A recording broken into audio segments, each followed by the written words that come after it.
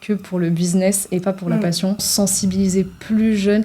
La spirale, elle représente l'éternel renouveau. Je voulais pas du tout en parler à mon entourage. Ah oui, elle est trop beau. T'as en plus préparé une petite surprise.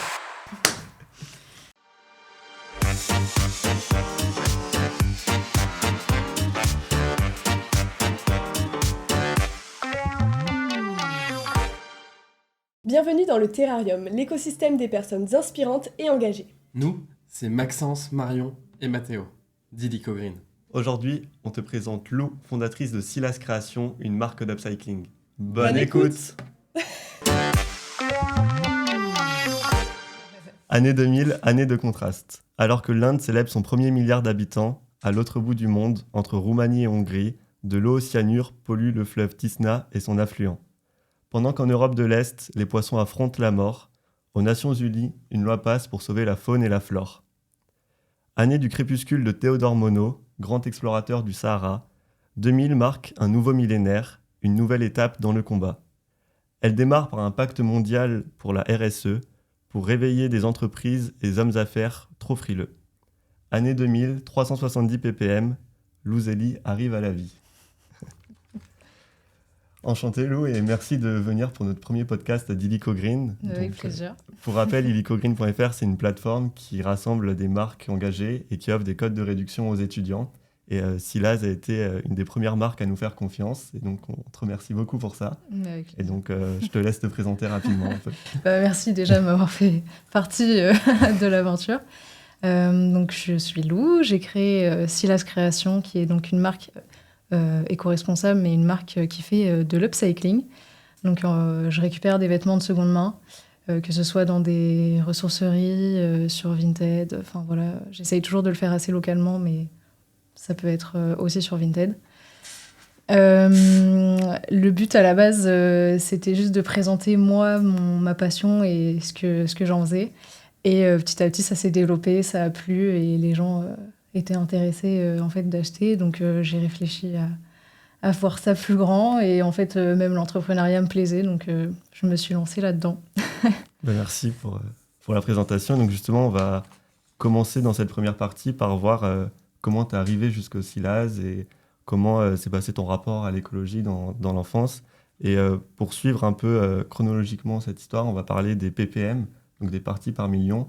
Et pour ceux qui ne savent pas, c'est le taux de concentration du carbone dans l'atmosphère.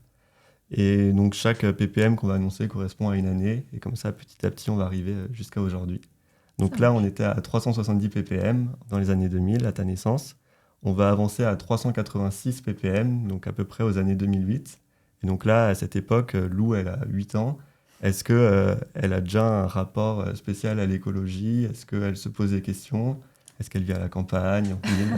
Je te laisse raconter un peu. Pas du tout. Je ne sais même pas si je connaissais le terme écologie à l'époque. Moi, j'ai vécu à Paris, j'ai grandi à Paris.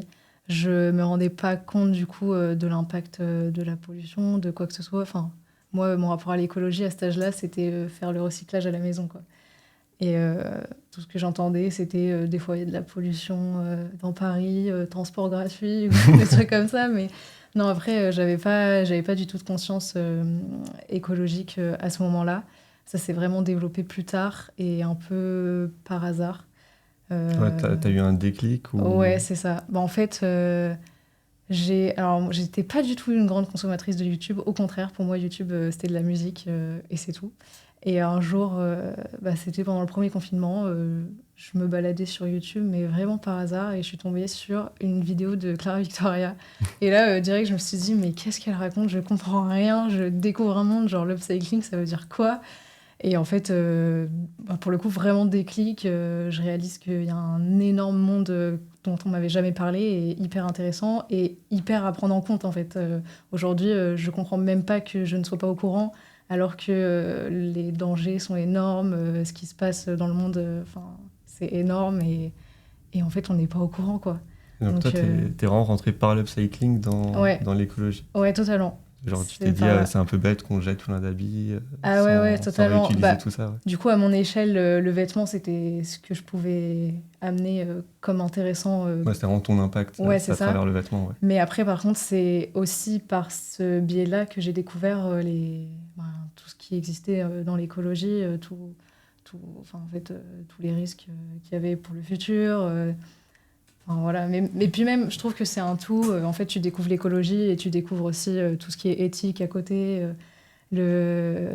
l'esclavage moderne, etc. En fait, c'est vraiment, je pense, quand tu rentres dans ce milieu-là, tu t'ouvres un peu tu commences à te questionner un peu sur toute la consommation qu'il y a autour, pas mais que même, l'écologie. je trouve que c'est hyper général. Tu commences à te questionner sur des problèmes sociétaux, même genre le féminisme. Avant, je sais même pas si je connaissais la définition, tu vois. Et en fait, après, tu rentres là-dedans. Et puis les gens, souvent, quand ils sont engagés dans un milieu, ils sont engagés un peu partout. Et donc un manque d'information au début, au Ouais. final, selon toi. Ouais, totalement. Et est-ce que tu as l'impression que ça évolue petit à petit, Ouais. ou que maintenant on en parle quand même beaucoup pour exprimer un peu tout ce qui s'est passé, les scandales, ou est-ce qu'il y a quand même vraiment une part d'éducation qui commence à naître? Et est-ce que si la petite Lou de 8 ans avait 8 ans maintenant, est-ce qu'elle serait plus au courant de ce qui se passe? Alors à cet âge-là, je sais pas, parce que je sais pas si on se rend vraiment compte de ce qui se passe en dehors de chez nous. On est tous un peu encore chez papa, maman, à avoir notre petite vie et pas du tout... on se projette pas vraiment chez les autres. Et ouais, c'est ça, en fait, nos problèmes sont à notre échelle. Et en fait, ce qui se passe dans un autre pays, je le vis pas et je le vois peut-être pas. Mais j'avoue qu'aujourd'hui, à 8 ans, je sais pas du tout si les enfants en prennent plus conscience que moi quand j'avais 8 ans. Aujourd'hui, oui, je pense je pense quand même qu'on est plus au courant. En fait, le jour moi où je l'ai découvert, c'était aussi une période où tout le monde prenait un peu conscience. Je crois que le premier confinement, ça a été un moment. Je sais pas ce qui a fait exactement qu'on a pris conscience à ce moment-là, mais je sais que je suis pas la seule. Après, aujourd'hui, j'ai tendance à me dire que si on ne sait pas ce qui se passe, c'est qu'on fait vraiment le sourd et qu'on veut pas savoir et qu'on veut rien faire en fait. Ouais, on peut au moins savoir ce qui se passe sans connaître toutes les causes et après les creuser. C'est ça. Chacun fait les efforts qu'il peut à son échelle, mais au moins en avoir conscience et faire en sorte que ça aille mieux, quoi. Donc, et alors, est-ce que tu penses que vivre à Paris, ça a joué aussi sur ton rapport à l'écologie, du fait que tu voyais que du béton Je suis pas sûre. Parce que en plus, j'ai eu la chance d'aller régulièrement à la campagne pour les vacances ou les week-ends, donc non. Non, et puis vu que j'étais pas sensible à ça, Ouais, tu le vois pas, quoi qu'il arrive. C'est ça, je le voyais pas. Donc avant que vraiment j'en entende parler, je réalisais pas du tout ce que ça voulait dire, quoi. On va pouvoir avancer maintenant à 402 ppm. Donc en 2018, tu as eu ton bac et tu pars faire des études en prépa. Est-ce que le choix était difficile? Parce qu'on sait que pour beaucoup de jeunes, ils sont encore un peu perdus à cet âge. Ouais. Comment est venu ce choix? Comment tu as vécu la prépa? Alors moi, à l'inverse de beaucoup, j'étais pas du tout perdue, bizarrement. Je voulais absolument devenir ingénieur architecte. Et donc, j'avais postulé dans un double diplôme. Sur Parcoursup à ce moment-là. Et en fait, j'ai été mise en liste d'attente et assez loin. Donc, j'étais un peu déprimée. J'étais persuadée que j'allais pas l'avoir. Donc, je me suis dit, merde, qu'est-ce que je vais faire? Faut que je trouve autre chose. Et je peux pas me permettre d'attendre la liste d'attente pour savoir si je vais y être ou pas. Donc en fait, en cherchant, je me suis dit, j'ai appris en fait qu'on pouvait aussi faire le parcours en passant par une prépa. Donc je me suis dit, tant mieux, je fais la prépa et au moins, si je veux changer d'avis, en plus, je peux faire autre chose avec une prépa. Je peux faire un peu ce que je veux. Donc je suis partie en prépa, mais vraiment plus technologique. Donc moi, c'était une PTSI. Ok, ouais. En plus, ça a changé maintenant. Ouais, ça change. Même avec le bac, ça change tout le temps, ouais. Qui a suivi donc sur une PT.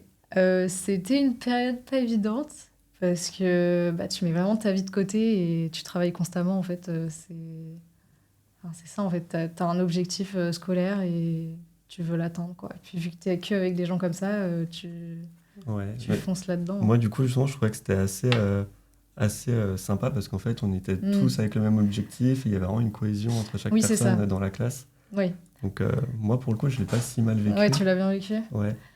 Et ça me faisait un peu oublier la charge de travail quand même qu'il y avait derrière. Ouais, c'est vrai. En fait, le fait d'être dedans avec des gens qui font pareil, c'est ce qui fait que tu peux le vivre. Parce que sinon, clairement, c'est pas... Oui, si tu te sens tout seul, c'est compliqué. Et moi, c'est plus... je suis arrivée là-bas, je comprenais pas trop ce que je faisais ici. C'était pas du tout la même façon de travailler qu'au lycée. En fait, au lycée, j'avais des facilités et j'arrive dans un endroit où, en fait, je dois travailler énormément pour avoir le niveau requis. Pareil, donc... ça fait bizarre au début. Après, en effet, tu es dedans, tu es avec d'autres personnes, donc tu... T'oublies, ça devient la routine un peu. Ouais. C'est ça. Et puis, en fait, les mois passent et c'est OK. Mais à la toute fin, quand arrivent les concours et tout, c'est quand même dur. Parce que tu sais que en fait, tu dois être dans les meilleurs si tu veux ce que tu veux. Puis c'est l'aboutissement Si tu en veux fait avoir, de 2 ans, Ouais, c'est 2 ans ça. de travail. Ouais, c'est ça. Et t'as en fait que un concours. Donc t'as travaillé pendant 2 ans pour un seul concours et potentiellement tu vas te chier et tu vas devoir refaire une année horrible comme la précédente. Donc ouais, c'était pas évident, mais par contre je suis hyper fière d'avoir réussi déjà à tenir les 2 ans, ce qui est pas forcément facile pour tout le monde. Et pour tout ce que ça m'a appris, en fait je pense que la prépa, loin des compétences d'ingénieur vraiment que j'ai acquises parce que t'oublies en fait quand tu les utilises pas. C'est plus genre les méthodes de travail, t'apprends à apprendre et à apprendre vite et bien. Ouais. Et ça, c'est un truc que j'ai pu mettre en œuvre dans la suite de mon parcours, Ouais, puis même après, pour Silaz, quoi. t'es toujours hyper organisé, hyper C'est structuré, ça, et ça te c'est sert tout ça. le temps. Ouais, Ah c'est ouais, ça. aujourd'hui, ça me sert constamment, en fait. Tu fais tout. Enfin, en fait, Ouais, c'est l'ingénieur, toujours les mêmes l'avantage qu'il a, c'est quand même de savoir résoudre un problème. En soi, c'est ça la définition d'ingénieur. Et du coup, t'es jamais vraiment confronté à un truc qui va te bloquer. Tu vas toujours chercher à faire en sorte de résoudre ou d'y arriver comme tu peux, quoi. Donc ça m'a quand même Ça t'a énormément aidé, ouais. appris. Ah ouais, ouais. Et je regrette pas du tout de l'avoir fait. Mais je le referai pas. Ça m'a suffi. On arrive à 410 ppm, 2 ans après, là tu rejoins ton école d'ingénieur. Mhm. Et donc c'est aussi le moment où tu commences à créer Silas, c'est ça? Ouais, c'est ça. Donc Exactement. comment ça t'est venu? Tu t'es dit maintenant que tu as plus de temps, tu peux lancer ton projet à côté? Ouais. Du coup, moi, le confinement, ça a été la période de révision des concours de prépa. Donc, c'est à ce moment-là que j'ai découvert le monde de l'upcycling. Je me suis tout de suite dit que je voulais en faire, juste vu que c'était en période de révision et tout, c'était impossible d'en faire à ce moment-là, mais j'avais qu'une hâte, c'était de finir les concours et en fait de pouvoir en faire. Genre vraiment, j'attendais que C'est une ça. passion Alors que... qui est née d'un coup. Ouais, alors que j'aurais très bien pu me dire, j'ai qu'une hâte, c'est de partir en vacances. Non, non, moi j'avais qu'une hâte, c'était de sortir la machine à coudre et de commencer à découvrir ce monde-là, quoi. Donc j'ai appris au début, vraiment pour moi, il n'y avait aucun intérêt de créer une marque derrière. Je pensais d'ailleurs jamais que ça m'arriverait. Et en fait, en développant la passion, mais c'était vraiment l'upcycling, je différencie quand même beaucoup la couture de l'upcycling parce que j'utilise pas j'utilise pas de patron.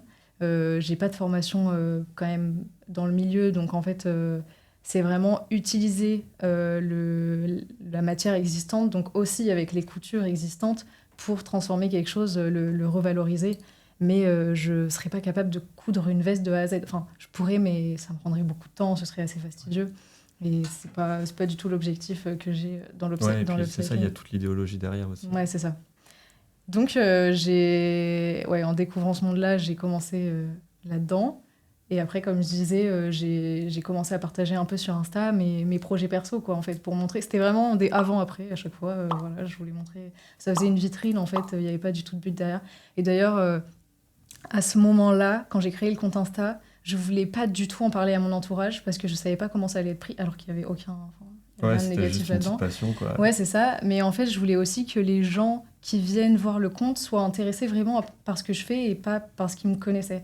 Donc au début, le nom, je crois que c'était Homemade Création. Genre vraiment, c'était le premier nom qui m'était venu par la tête. Et on voyait jamais ma tête, on voyait jamais mon prénom. Enfin, c'était voilà. Et les gens qui venaient me suivre ne me connaissaient absolument pas. Ouais, Et c'est pour être peut-être au sûr bout que de... ceux qui te soutiennent te Oui, soutenaient c'est ça. vraiment et que tu C'est sois pas ça. juste là En fait, histoire je voulais... Je sais pas, peut-être c'était un peu d'ego à ce moment-là. Je voulais quand même qu'on valide mon travail pour continuer qu'il a, dedans. ouais. Enfin, je sais pas. Mais en tout cas, j'ai fait comme ça. Et en fait, j'ai annoncé peut-être 1 an après que c'était moi qui tenais le compte, quoi. La marque était déjà sortie et tout. Tes proches, en fait, ils suivaient le compte sans savoir que c'était toi, alors? Et Non, après, tu leur as annoncé? Ou ils alors, l'ont pas du coup, vu? mes proches ne suivaient pas, sauf Ouais. ma petite sœur. Enfin, ouais, peut-être même mes parents, j'ai mis du temps à leur dire que je faisais ça. Parce qu'en plus, j'avais un peu peur de la réaction je fais un projet qui n'est pas du tout dans le monde de l'ingénierie. Et petit à petit, en fait, je m'éloigne de l'ingénierie qui me plaît beaucoup moins. Donc, ouais, j'avais un peu peur de la réaction des parents. Et dans mon entourage, ouais, c'était vraiment genre 2-3 potes très proches et mon frère et ma sœur. Mais sinon, non, j'en parlais pas plus que ça. Donc le Covid, pour toi, ça n'était pas trop une période d'isolement, mais plutôt une période d'éveil Ouais. sur de nouvelles choses. Ouais, On a complètement. profité pour... Ça m'a... sans le Covid, je suis pas sûre que Silaz existerait Existerait. aujourd'hui. Ouais. Parce que j'aurais été pris dans la spirale de les études, en fait. Et après, je sais pas, Ouais. c'est toujours compliqué d'avoir ton projet à côté. Encore plus si tu as une vie étudiante, tu sors, etc. C'est ce qu'on a remarqué aussi, nous. Ouais, c'est ça. Mais non. Et du coup, ça a été donc ce fameux compte Instagram qui s'est développé. Puis je parlais aussi pas mal du coup de l'écologie et de la fast fashion, moi, du coup, à ce moment-là, là-dessus. Et en fait, donc ça a plu et j'ai développé le truc, quoi. Maintenant qu'on a vu le début de Silaz, on va pouvoir laisser la place à Mathéo pour qu'on parle un peu plus justement de comment tu gères l'entreprise. Ouais, ça marche.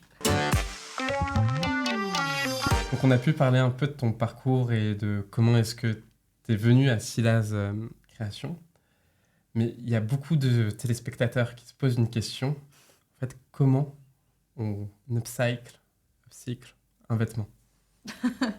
Alors, très bonne question, parce qu'il n'y a pas de réponse unique à ce genre de questions. En fait, déjà, je pense que chaque, je sais même pas comment t'appelles ça, un designer upcycling, a un peu sa façon de faire. Du coup, je vais te donner un peu la mienne. Je vois un peu le potentiel des vêtements. C'est-à-dire, ça se joue déjà beaucoup sur la matière. Donc, si tu vois que ta matière, en fait, vu que c'est de la seconde main, alors que si tu la récupères en fast fashion, il y en a qui peuvent être ok, mais il y en a qui en fait sont dégueulasses, ça va faire des trous, ça va boulocher, même si tu débouloches, ça va revenir, etc. Donc déjà, tu vas essayer de choisir un vêtement qui a quand même un potentiel. Et après, je sais pas, tu regardes le vêtement et tu essayes de le tourner un peu dans tous les sens en mode qu'est-ce que je peux faire avec telle partie, j'en sais rien, c'est une ceinture, pourquoi pas devenir une bandoulière, enfin... Il y a plein de trucs. Il ne faut pas se mettre de limites. Et puis, il n'y a pas de mauvais ou bon upcycling. C'est vraiment, tu fais. Et d'ailleurs, souvent, ça peut faire un truc super auquel tu ne t'attendais pas. Et au contraire, faire n'importe quoi parce que tu l'as sorti de ta tête, mais finalement, ça ne rend pas du tout ce que tu imaginais. En tout cas, faut essayer. Faut tourner le truc dans tous les sens. Si vous aimez faire du dessin, pourquoi pas dessiner pour essayer de plus mettre en visuel ce qu'on a envie de faire. Mais il n'y a pas de technique vraiment particulière, quoi. Tu as parlé il y a 2 secondes que la qualité Ouais. justement du tissu ou du Ouais, du matériau, produit, de est seconde important. main. Toi, comment est-ce que tu fais pour justement... Choisir. Ouais. Alors, déjà, en effet, quand tu tiens un vêtement, l'élasticité et tout, tu vas voir si le truc, tu fais un peu ça et tu vois quand tu le relâches, il se remet pas du tout de la forme initiale. Le tissu, tu sais que dans le temps, ça risque de se déformer, que ce soit avec des lavages ou juste le porter, ou tu vas le mettre sur un cintre, en fait, ça va garder la forme du cintre. C'est le genre de tissu, tu sais que ça va pas trop tenir. Après, malheureusement, il y a des choses je peux pas gérer. Enfin, moi, ça m'est même déjà arrivé de vendre une pièce et en fait, on m'appelle derrière, la pièce, elle a pas tenu le coup. Je suis hyper désolée et je rembourse dans ces cas-là, mais je veux dire, tu peux pas tout prévoir. En fait, ça reste de l'upcycling. C'est pas toi qui as créé la matière première, donc tu n'as aucune connaissance réelle de la matière première. C'est un peu pile ou face. Enfin, tu sais pas trop. Tu fais tout ce que tu peux pour faire attention, mais tu peux pas tout contrôler, quoi. Donc, voilà. Une question que beaucoup de téléspectateurs se posent aussi, c'est, admettons que je souhaite me mettre à l'upcycling demain. Je me débrouille pour récupérer et avoir des produits. Qu'est-ce que tu me conseilles de faire? En premier upcycling? Ouais. Excellente question. Je pense quand même ça doit être un choix personnel, genre un truc que tu vas porter et qui t'inspire vraiment. Je sais pas, moi, un des premiers upcycling que je voyais que tout le monde faisait, c'était transformer un jean en bob. Je sais pas pourquoi, mais c'est un upcycling hyper répandu. Donc, c'est pas compliqué en soi. Pour le coup, tu suis un patron. La plupart du temps, en fait, tu découpes tes pièces directement dans le jean. Après, c'est cool parce que tu essayes de laisser des parties avec les coutures. C'est sympa d'avoir ces éléments-là pour savoir qu'en fait, c'est vraiment de l'upcycling sur ton bob. Mais après, il y a plein d'upcycling. Ouais, en vrai, tu peux commencer par celui-là, c'est déjà un bon début. Et après, sinon, comme je disais, tu tournes le truc un peu dans tous les sens et tu essayes, toi, de trouver ce qui t'inspire en utilisant le vêtement en question, quoi. Et tu trouves facilement des patrons quand même sur Internet sur ce genre de pièces. Ouais. Est-ce que tu as des sites à recommander Pas du tout. Pas du tout. Moi, je cherche... en fait, Patron, j'utilise pas trop de patrons, pour le coup. Ouais. Donc, mais je sais que... Enfin, même, tu peux en acheter. Hein, y a des gens qui vendent leurs propres patrons et tout. Mais non, j'ai pas de site. Faut chercher. Ça me fait penser aux éponges que vous pouvez faire à partir de chaussettes qui sont usées, trouées. En fait, il y a plein de techniques sur Internet. Il y a un autre sujet que je voulais aborder avec toi. C'est lié à l'écologie. La fast fashion, elle augmente, en tout cas la consommation de ce produit. Toi, est-ce que tu as un point de vue ? Je pense quand même, on en parlait tout à l'heure, que les mentalités ont évolué. Donc les gens, il y en a qui se donnent les moyens de faire en sorte d'acheter plus responsable ou de consommer moins juste, parce qu'en fait, on n'a pas besoin de renouveler notre garde-robe toutes les semaines. C'est assez absurde d'aller chez Zara tous les week-ends. On n'en a pas besoin, en fait. Et aujourd'hui, si on a vraiment besoin... Je sais qu'il y a des personnes qui adorent renouveler leur garde-robe ou juste aller faire du shopping parce que ça peut te détendre, ça peut te faire oublier des soucis de la vie. Enfin, chacun ses moyens de penser à autre chose. Mais aujourd'hui, tu as des friperies, tu as des pop-up, et en fait, c'est plus une raison vraiment valable d'aller régulièrement dans ces grandes enseignes. Après, il y a toujours des vêtements, tu cherches un truc précis, t'as pas le temps, c'est la facilité, et je comprends totalement ceux qui sont pas motivés à aller chercher ailleurs. Enfin, tu vas acheter un truc, tu vas le garder 3 ans, c'est super, tu vois, et c'est pas grave si t'es allé en fast fashion parce que c'était pas du tout malveillant. Enfin, au contraire, tu vas utiliser ton vêtement jusqu'à la fin. Et moi, c'est vraiment les gens qui vont y aller toutes les semaines et qui n'en ont pas besoin, en fait. Je trouve ça assez absurde. Et pour le coup, dans la mode, je trouve qu'on est quand même assez conscient aujourd'hui de ce qu'il y a derrière. Donc, c'est vraiment se voiler la face de faire ça. Il y a quand même beaucoup d'alternatives. Et vous le permettez aussi à nombreux étudiants. Vrai. N'oubliez pas, des codes de réduction valables toute l'année sur helicogreen.fr. Tu as parlé de pop-up et d'événements. Toi, t'en fais pas mal. Mm-hmm. Est-ce que c'est quelque chose qui marche bien pour mettre en avant justement les produits que tu fais via l'upcycling de ton côté ? Oui, totalement. Mais c'est vrai que les pop-up, alors c'est un investissement parce que je sais qu'il y a des clients, personnes qui viennent dans les pop-up, qui ont l'impression qu'on vend tout très cher et qu'on se fait énormément d'argent sur leur dos, alors qu'en fait, on a des frais énormes pour participer au pop-up et que c'est rarement rentable en réalité un pop-up. Donc c'est plutôt pour la visibilité, on y va, on présente ce qu'on fait, moi je présente par exemple l'upcycling, pas forcément associé à la marque, juste pour présenter ce que c'est, parce qu'il y en a qui connaissent toujours pas le concept. Donc t'expliques, t'essayes de sensibiliser. Et après, en effet, tu fais connaître ta marque. Il y en a qui adhèrent ou pas, qui prennent ton contact, ton Insta, ton site et qui reviennent dessus dans le futur. Donc c'est hyper intéressant pour la visibilité surtout. Dans ces pop-up, tu présentes les pièces que tu as créées. Ouais. Mais en fait, comment est-ce que tu passes d'une idée, ou même d'un produit, à justement l'une des créations que tu vas proposer à ces événements sur ton site ? Alors, bonne question. On en revient un peu au début de comment on fait de l'upcycling. Qu'est-ce qu'on fait quand on fait de l'upcycling ? Tu prends une pièce et tu réfléchis ce que tu vas en faire. Après, il y a aussi, par exemple, l'année dernière, j'avais sorti un drop de mitaines parce qu'en fait, je voyais qu'il y avait une demande derrière et que moi, j'ai plein de chutes de tissu qui étaient parfaites pour le faire. Donc, c'est un peu toutes les étoiles qui se sont alignées et j'ai suivi, quoi, et j'ai fait mon propre drop. Mais j'ai pas toujours une idée précise de ce que je veux faire comme upcycling pour pouvoir le faire. Après, moi, j'ai quand même des pièces types dans ce que je propose. Donc, on a le Luxac, le fameux Luxac que je fais à partir de cravates. Donc là, pour le coup, j'ai élaboré le concept. Et donc, aujourd'hui, quand j'en fais un, je suis toujours la même trame. Enfin, c'est vraiment, je prends une cravate, je fais toute ma transformation, ça devient un sac. Et après, on a les tops que j'appelle PWK, qui veulent dire patchwork, tout simplement. Donc, en fait, je récupère plein de vêtements, les parties qui restent OK, quoi, dans le vêtement, et je les empièce. Donc, je fais un patchwork pour faire une pièce unique, du coup, vu que on mélange un peu tout ce qu'on a sous la main, donc ce sera jamais les mêmes pièces. Et voilà, après, j'ai pas.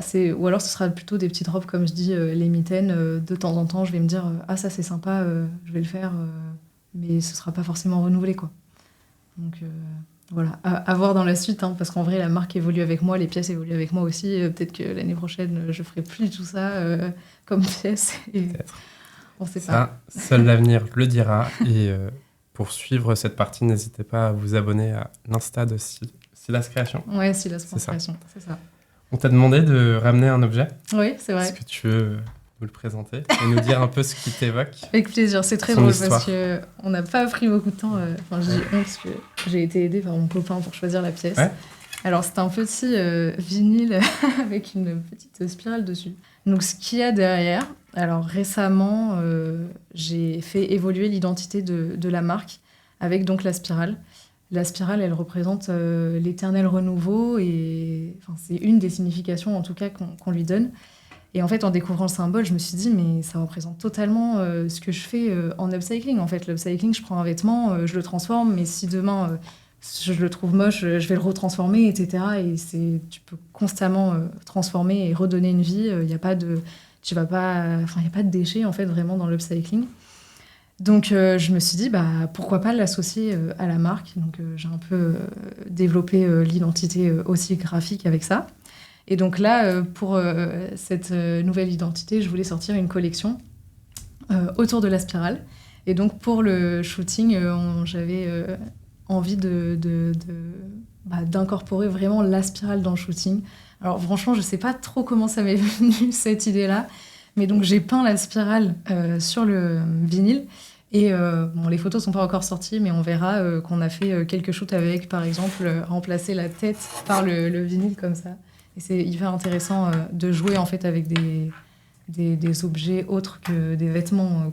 Même quand tu proposes que des vêtements, ça peut être intéressant de créer tout un univers autour. Et ça permet vraiment là que les gens associent la spirale à la marque. On a parlé de ton présent, de ton état actuel, de Silas. On va passer sur une partie où on va parler de Silas dans le futur. Et pour ça, je laisse Marion arriver, qui t'a en plus préparé une petite surprise. Waouh. J'ai hâte.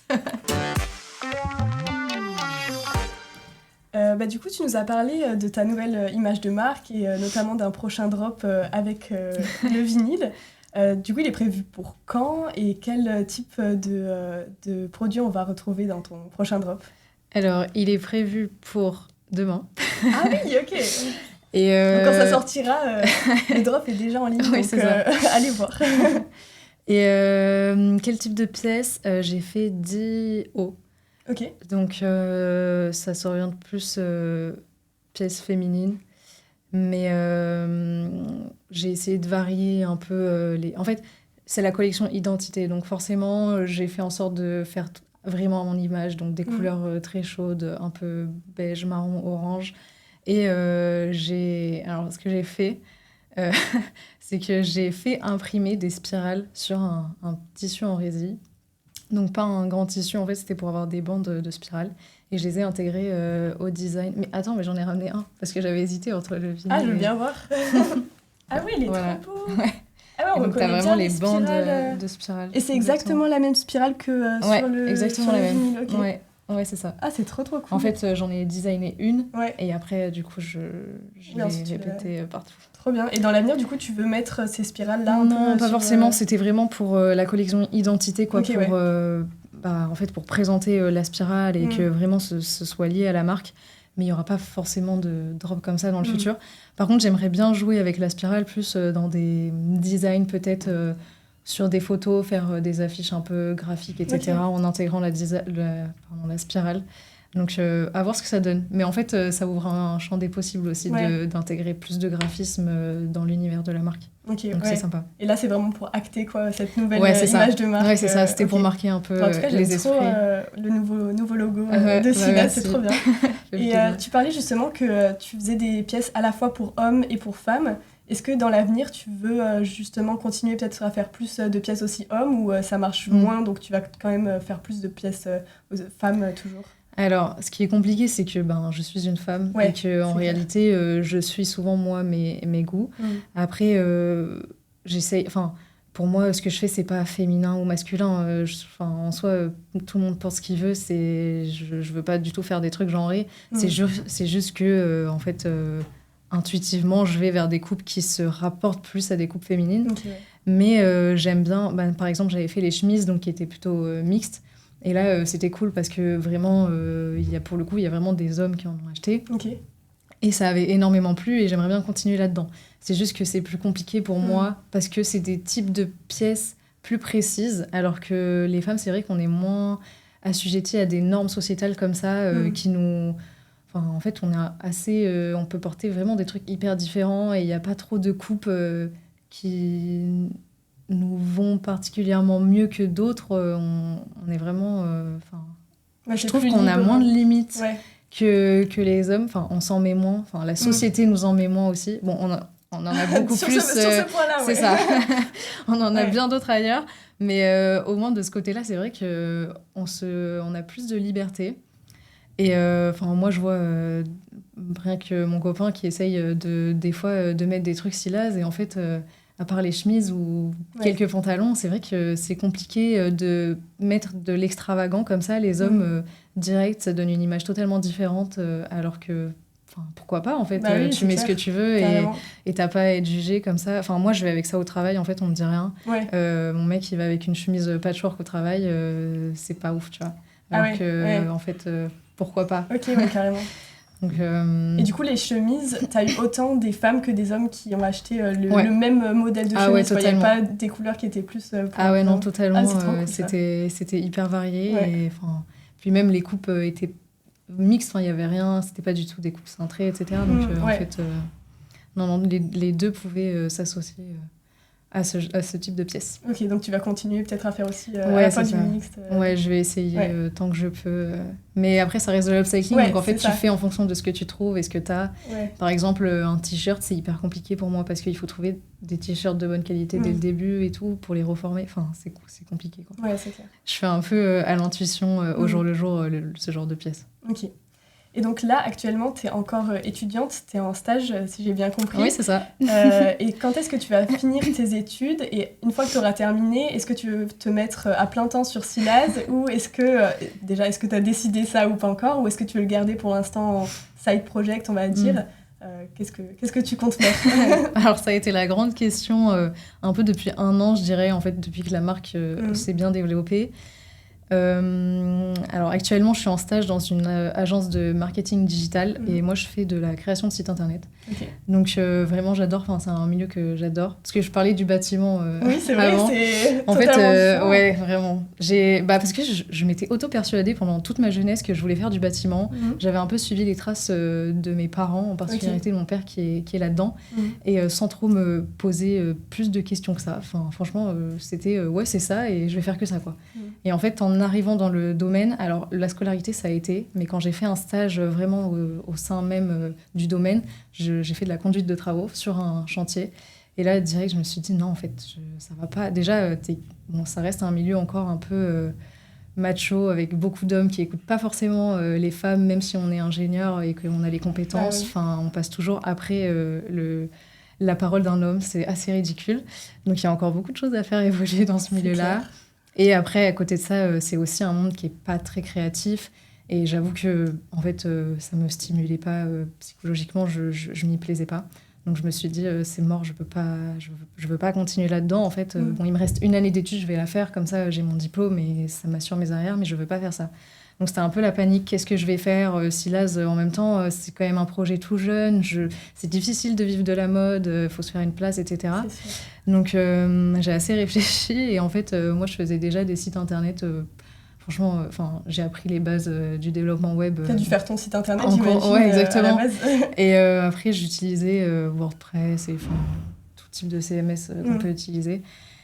J'ai un peu appris toute seule et en fait, j'ai réalisé que j'adorais ce monde-là. Et puis, c'est vrai que le marketing digital, de manière plus générale, avec les réseaux sociaux, etc., j'aimais bien parce que j'ai développé avec Silaz. Ouais, t'as tout appris comme ça, finalement, en dehors de tes études. Quoi. Ouais. Un petit peu dans les études, ouais. donc les bases du développement, etc., mais le reste, en dehors. Mais en fait, aussi, la capacité ingénieure on en parlait. Ouais, avec la prépa. Etc., c'est ça, en fait. Tu t'adaptes et t'apprends des nouvelles solutions. T'as pas besoin forcément de formation scolaire. En plus, aujourd'hui, t'as tout sur Internet. Donc, en vrai, il y a un truc qui te plaît, tu peux l'apprendre, quoi. Ouais, c'est sûr. Et je m'étais dit, en plus, ça pourra forcément que m'aider pour la marque parce que je vais développer un côté qui est intéressant. En fait, quand tu fais de la mode, tu fais pas que de la mode, à moins que tu payes quelqu'un à côté qui s'en occupe. Mais tu dois faire les réseaux sociaux. T'es obligé. Ouais, c'est ça, le site Internet et tout. C'est un taf. Des fois, ça prend plus de temps que juste faire la couture, quoi. Donc là, je suis encore dedans. Je finis dans 3 semaines, là. C'est la fin. Ah oui, okay. Et du coup, c'est la fin de tes études et du stage. Ouais, c'est ça. Ouais, exactement. C'est vraiment, on arrive au bout. Donc, ça a été un peu la question, qu'est-ce que je fais après ? Au final, je vais sûrement rester dans la boîte dans laquelle je suis, peut-être en freelance. Bon, rien n'est sûr encore, mais c'est en fait l'avantage de ce statut, c'est que je pourrais continuer de faire la marque à côté, un peu aux horaires que je veux, etc. Et en même temps, j'ai une sécurité financière. Et en plus de ça, je me plais quand même dans cette boîte et je fais des choses qui m'intéressent. Ouais, c'est important. Et j'avoue que ça me change les idées aussi de faire autre chose que de la fringue. Et c'est vrai que psychologiquement, développer sa marque, en plus quand c'est ton projet, tu mets beaucoup de cœur et tout, et tu as envie que ça marche. Et la concurrence est tellement rude, genre sur les réseaux, un peu partout, que c'est penser que à ça, c'est ouais. Et en fait, j'ai pas envie de tomber dans le truc de je veux développer la marque pour gagner de l'argent pour vivre de ça. En fait, je me dis que ça va à contresens avec la passion parce que du coup, je vais vouloir faire des trucs peut-être qui se vendent mieux, plus simples à faire. Mais sauf que moi, ce qui me plaît, c'est aussi la création, le partage et tout. Et j'ai pas envie de. En fait, je trouve que d'ailleurs, ça se voit quand t'essayes de faire un truc que pour le business et pas pour la passion. Et du coup. Au final, je trouve que même ça marche pas forcément bien. Ah, mais c'est clair. Hein. Donc, je préfère me dire, j'ai un peu les deux. Au moins, mon esprit, il est pas que dans l'un, que dans l'autre. Et je suis plus épanouie, plus stimulée comme ça. Ouais, tu gardes ton imagination, ta création. Ouais, c'est ça. Et puis en même temps, j'évolue aussi dans un autre milieu qui est autre que la mode. C'est sûr. Et c'est plus sécurisant aussi pour toi. Ouais, c'est ça. Commence et tout, puis peut-être dans la vie active. Ouais, exactement. Dans un an, ça se trouve, j'aurais plus du tout envie de faire Silaz. Ou inversement, ça aura bien. Ouais, franchement, je sais pas ce que Silaz me réserve, mais... En tout cas, j'ai hâte de voir. Ça va. Et du coup, tu as aussi lancé une chaîne YouTube en parallèle pour Silaz, ou pas vraiment pour Silaz. J'ai l'impression que tu racontes aussi un peu ton expérience via Silaz, mais pas que. Et qu'est-ce que tu comptes faire de cette chaîne YouTube par la suite ? Est-ce que tu veux continuer ou même pas Alors oui, j'aimerais bien la développer. Quand je l'ai créée, c'était le premier projet que j'avais fait. Donc c'est une collection en capsules de bière. Si vous voulez aller voir, elle est sur YouTube. J'ai vu, ouais. En fait, c'était un tellement gros projet que je m'étais dit, je suis un peu deg de juste faire un petit réel Insta. C'est dommage en fait de pas montrer tout ce qu'il y a derrière parce que c'était vraiment un taf de malade. Et du coup, je me suis dit, YouTube, en fait, c'est la meilleure plateforme pour. Et au moins, je pourrais continuer de partager un peu là-dessus si ça marche, si ça me plaît, etc. Ça m'a plu de ouf, la première vidéo. J'ai adoré la faire. Et du coup, j'ai continué sur les 2 suivantes. Et j'en ai encore qui arrivent. Hein. J'ai hâte de voir alors, parce que les premières, c'était vraiment quali en plus pour des premières vidéos. Merci. C'était vraiment hyper bien fait. Ouais, non, j'adore. T'as bien documenté notamment le truc sur les capsules de bière. C'était assez cool, donc hâte de voir. Mais on verra ce que ça donne. Mais non, j'adore. Et en fait, oui, à la base, c'était pour... En fait, j'ai pas voulu l'appeler Silaz parce que, en effet, je voulais qu'on voit vraiment la personne qui avait derrière la marque. Et que ce soit pas juste une entité. En fait, Silaz, il y en a qui savent pas qui y a derrière et ça reste. Puis des fois, je parle nous, je dis. D'ailleurs, je sais jamais trop comment me placer entre nous et je. Mais du coup, au moins, la chaîne, je me suis dit, c'est la mienne. Je parle de ma marque, je la mets en avant. Comme ça, qui veut aller voir ira et peut-être que ça permettra aussi de développer la marque à côté. Mais moi, je veux montrer ce qu'il y a derrière la création, ce qu'il y a. l'upcycling, en fait, faire découvrir, donner envie aux gens de faire par eux-mêmes, pas forcément consommer toujours plus, alors qu'en fait, ils ont déjà ce dont ils ont besoin, il n'y a plus qu'à revaloriser. Et en fait, je me plais, en fait, je me fais un peu prendre au jeu de YouTube. Et au final, donc, je suis partie en voyage à l'île Maurice et j'avais fait la vidéo là-dessus. Ah, c'est vrai. Et parce que j'allais faire un stage de couture à la base là-bas. À l'île Maurice? Ouais, c'est ça. Ah, c'est fou, comment t'as trouvé ça? Je devais faire un... Bon, alors, j'ai ma famille qui habite là-bas, Ok. une partie de ma famille. Et je devais valider pour mon école... il me restait 1 mois d'étranger à valider et on pouvait faire un peu ce qu'on voulait, mais juste pas du tourisme pur. Oui, c'est sûr, j'imagine. Donc un stage, c'était une très bonne solution. Et en fait, là-bas, je connaissais un atelier de couture. Donc, je me suis dit, c'est parfait, quoi. Vraiment, c'était le truc parfait. Donc, après, la vidéo est disponible pour aller la voir. Et au final, en fait, j'ai beaucoup plus parlé de l'île que de la création parce que, en fait, je faisais toujours plus ou moins les mêmes choses et c'était pas... j'avais pas forcément beaucoup de choses à raconter sur moi, ma couture tous les jours. Ça aurait été trop ennuyant. Et donc, en fait, j'ai adoré juste documenter l'île et découvrir et tout. Et en fait, d'ailleurs, c'est pas du tout en format vlog parce que je déteste juste me filmer et raconter ma vie. C'est pas trop mon truc. Mais c'était vraiment pour déjà la beauté de l'île et tout. Je trouve ça génial de filmer, de se rappeler ces moments-là.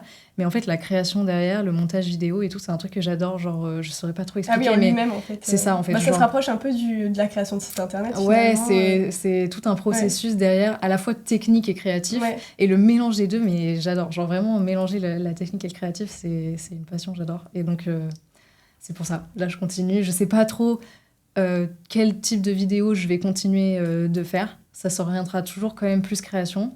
Mais ouais, partager un peu ma vie sans du coup que ce soit trop un vlog parce que je considère que j'ai ma vie privée et que j'ai pas envie de juste l'éparpiller partout. Mais voilà. Ok, donc c'est aussi un peu un outil de sensibilisation finalement. Ouais, c'est ça. Un peu à tout ce qui est upcycling. Ouais, faire découvrir en fait. Découverte, ok. C'est ça, donner des idées ou juste inspirer, tu vois. Moi, je sais que j'ai adoré en fait de voir des vidéos comme ça, donc je me dis il y en a d'autres derrière qui ont envie de les voir et d'ailleurs, j'ai des trop bons retours sur ces vidéos, donc ça donne envie de continuer. Hâte de voir les prochaines.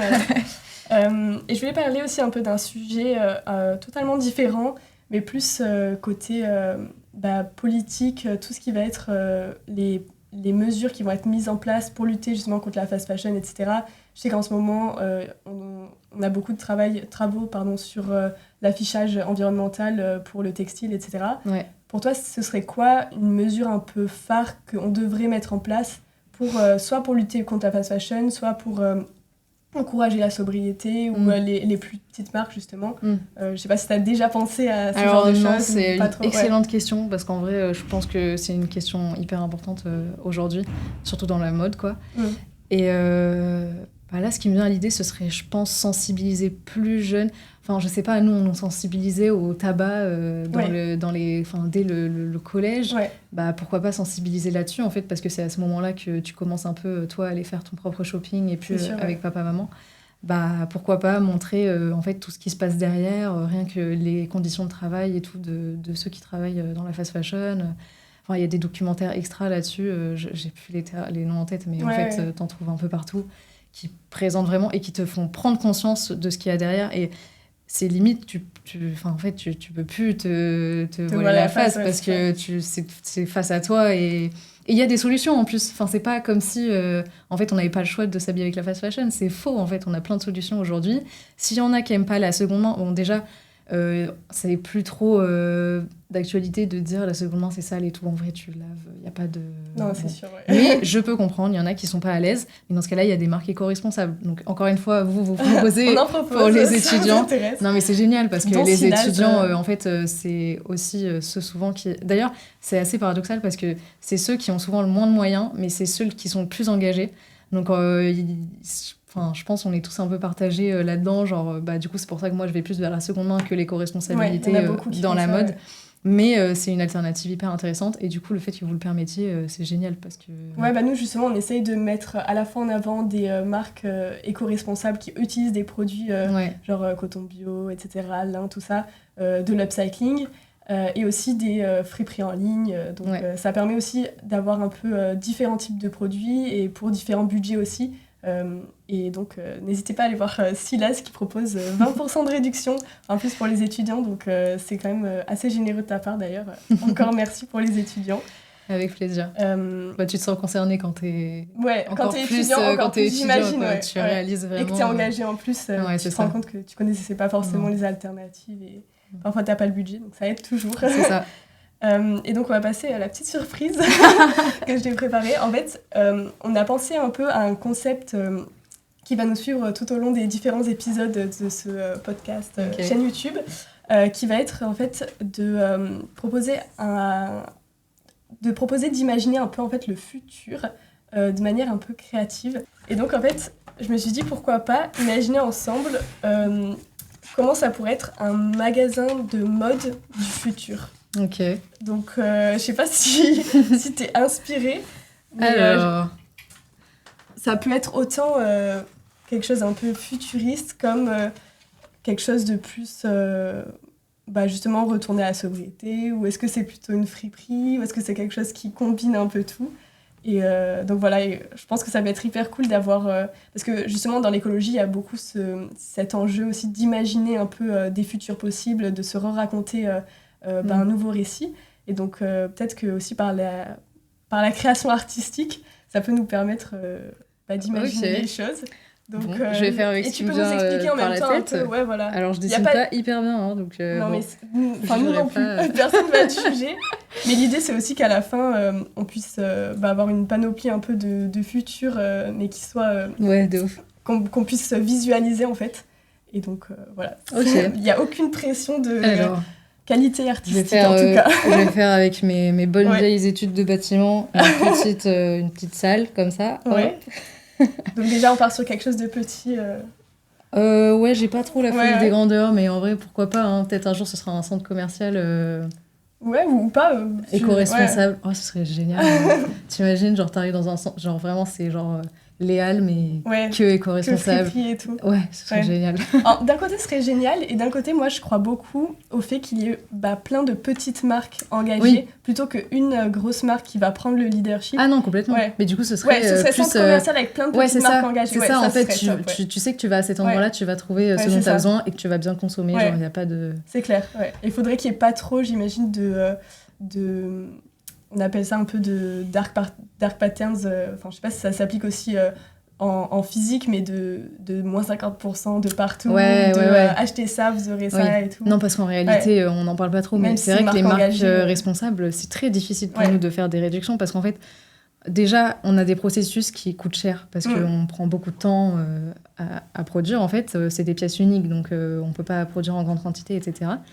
Et c'est vrai que du coup, les prix... Enfin, moi, en tout cas, j'avoue que mes marges sont très petites parce que je veux que ce soit abordable. Donc moi, je me paye au prix juste, mais quand même, je fais en sorte que ce soit intéressant pour tout le monde.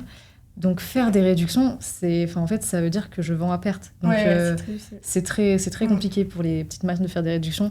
Et souvent, d'ailleurs, quand on voit des réductions sur les marques de fast fashion, c'est qu'en fait, même avec la réduction, elles sont rentables. Donc, c'est clair, c'est assez impressionnant de se dire qu'avec un t-shirt à 2 €, ils sont rentables. Tu te dis, mais en fait, la personne qui est derrière, c'est quoi sa vie, tu vois. C'est fou. Hein. C'est clair. C'est assez triste. Bon, alors, ma petite... Alors, comment on l'imagine Alors, je sais pas pourquoi, le premier truc qui me vient, c'est je me dis... Pourquoi pas faire un genre de le cycle un peu vertueux du vêtement. Genre, t'arrives, t'as ton vêtement que t'as récupéré, je sais pas, en seconde main. Genre là, on va dire que c'est un petit t-shirt. Je dessine vraiment super mal. Non, franchement, j'aurais pas fait mieux du tout, donc... Voilà. Déjà, il y a le cadre qui est très bien fait. On voit l'expertise bâtiment. Ça sert un minimum, quand même. Donc, j'ai récupéré mon t-shirt. Et je montre par quoi ça passe. Alors, je fais des flèches sur le mur. Hein. Je sais pas si je vais peindre sur le mur, mais... Pourquoi pas. Ça peut aiguiller un peu sur le parcours à suivre. En tout cas, montrer un petit peu le parcours, Donc, t'as ton vêtement et après, on va dire que tu le décomposes. Enfin, en tout cas, c'est comme ça que je processe dans l'upcycling. Donc, peut-être que je vais découper à l'intérieur, moi, juste un débardeur. Parce que, en fait, les manches sont pourries, je sais pas, il y a des taches. Hop là. Et après, on passe à la couture. Donc, je sais pas, tu mets ta machine à coudre sur une table. Donc, Ouais. du coup, là, elle flotte un peu, mais c'est pas grave. Hein. C'est dans le futur, donc peut-être que les machines à coudre J'avoue, pourront on flotter. sait pas à qui ce sait. moment-là. C'est super dur de dessiner avec des pastels. Si t'en veux d'autres. Hop Pour là. contraster, c'est libre. Franchement, j'espère que tu vas pas l'encadrer, mon dessin. Peut-être que si. Et après, mon truc final. Bon, alors moi, par exemple, on va dire que c'est un petit peu des vagues pour les coutures. Ouais, Parce qu'avec la surjeteuse, j'aime bien faire ça. carrément. Hop là. Bon, faut avoir la taille très fine. C'est devenu un body. C'est ça, exactement. C'était voulu, en fait. C'est la Non, magie de l'upcycling. Bon, tu comprends l'idée, juste Ouais. en gros, montrer un peu le processus qu'il y a derrière les vêtements, mais pas que à l'écrit, en fait, visuellement. C'est vrai qu'aujourd'hui, ça se fait beaucoup d'écrire sur un vêtement pièce issue d'upcycling. Enfin, Mhm. moi, c'est ce que je fais. Ou, enfin, un peu montrer ce qu'il y a derrière. Mais en fait, le fait de le voir, je pense que tu réalises vraiment ce qu'il y a derrière. Surtout pour des gens qui, par exemple, vont pas aller voir des vidéos YouTube sur l'upcycling ou suivre des personnes dans le milieu. Tu vois ce qui se passe. Alors là, c'est... Bon, c'est pas incroyable, mais Ce serait un peu une boutique et tu vois à ciel ouvert genre comment ça se passe. ouais, limite tu ouais. vois peut-être pas que, enfin là j'ai parlé d'upcycling, mais tu peux très bien avoir ta pile de tissu, puis après tu montres une fois que c'est découpé dans un patron, après tu as la machine à coudre, tu vois un petit peu comment ça marche, et puis tu as le produit fini, et en fait je sais pas, tu mets les heures au-dessus, combien de temps ça t'a pris. Ouais, là Et tu te rends beaucoup plus compte. Ah mais du complètement, travail tu te qu'il y a rends compte derrière, quand c'est ouais, artisanal. c'est ça ouais. exactement. Parce que tu vois toutes les étapes, et Mm. c'est pas juste un bout de tissu qui a été transformé Ouais, en c'est claquant clair. dans les doigts. Et non, il y a un vrai travail derrière. Puis même, on n'a pas parlé de l'idée, mais encore avant ça, il Ouais. y a la personne qui réfléchit. Donc Qui fait ses petits dessins justement. exactement, plein de petits croquis. Ouais. C'est hyper important. En plus, souvent, c'est une partie aussi qui prend énormément de temps. Enfin, moi, ça m'arrive de passer plus de temps sur l'idée que sur la création, en fait. Parce Mm. qu'une fois que tu as le truc, tu peux aller vite. Il n'y a pas trop de problème. Mais avoir l'idée, c'est Ouais, pas c'est toujours évident. Alors, il reste des manches, donc je sais pas, Ah peut-être oui, c'est pour les mitaines ça. des manches, on peut faire des mitaines, exactement. Du coup, là, hop, je fais les petites mitaines. Alors, les mitaines, c'est facile, c'est des rectangles. Hein. Bah c'est parfait. Comme ça, bon, là, c'est pas très compréhensible. Seuls ceux qui ont vu la vidéo comprendront que c'est des Voilà, ça mitaines. ramènera, on mettra un petit QR code vers la vidéo. Hop là, tout est orange. Hein. Je suis C'est désolée, Silaz. mais... Voilà mon super dessin. Franchement, je suis fière. Franchement, il est beau. On pourra l'afficher. Tu peux le signer si tu veux. Ah, je peux le signer, mais Tu peux le quelle idée signer. géniale. Avec des craies, c'est très compliqué. Ouais, c'est ça. Mais ça vaudra peut-être de l'or un jour, hein, quand je serai connue et Voilà, que c'est ça. tu pourras le vendre comme un J'espère. Picasso. Non, je le garderai avec. Je en prendrai bien soin. T'as raison. Bon, bah, merci beaucoup pour, Mais avec plaisir, merci pour, à vous. ton intervention et tous nos échanges. Je pense que beaucoup de personnes ont pu être aiguillées si jamais ils voulaient faire de l'upcycling ou même pour en apprendre plus. Donc, on les redirige d'ailleurs vers la page Silaz sur Illico Green où vous pourrez trouver plus en détail ce que fait Silaz, même si là, je pense que si vous avez tout suivi, vous devez bien savoir, même plus que ce qu'il y a sur le site. Et vous pouvez également suivre donc les réseaux sociaux de Lou qui sont Alors, sur TikTok. T'as aussi un TikTok ouais, ou, j'ai un TikTok, il est un ouais. peu à l'abandon, mais il est là. ou Instagram sinon peut-être Non, plutôt. sinon Instagram c'est silaz.création et le perso c'est lou.zeli. Et du coup sur YouTube c'est louzeli. Ok, bah allez voir tout ça et on se retrouve pour une prochaine vidéo. Merci beaucoup pour l'invitation. C'était un plaisir.